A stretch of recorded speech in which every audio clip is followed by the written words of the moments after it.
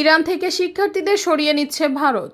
ইসরায়েলের হামলার কারণে ইরানে থাকা ভারতীয় শিক্ষার্থীদের সরিয়ে নিতে পদক্ষেপ নিয়েছে দেশটির কূটনীতিকরা। এরই মধ্যে তাদের নিরাপদ স্থানে সরিয়ে নিতে ভারতীয় কূটনীতিকরা সাহায্য করছে বলে জানিয়েছে নয়াদিল্লি।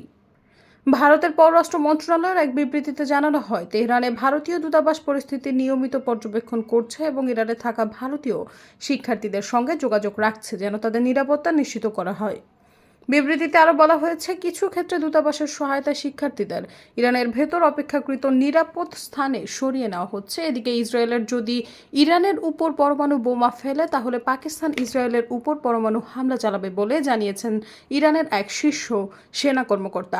2024 সালের শুরুতে ইরান ও পাকিস্তানের মধ্যে ক্ষেপণাস্ত্র হামলার পাল্টাপাল্টির পর সম্পর্ক কিছুটা খারাপ হলেও এখন দুদেশের মধ্যে ঘনিষ্ঠতা আবারও বেড়েছে বলে মনে করছে বিশ্লেষকরা। সৈয়দা ফারিয়া, সমযোগ।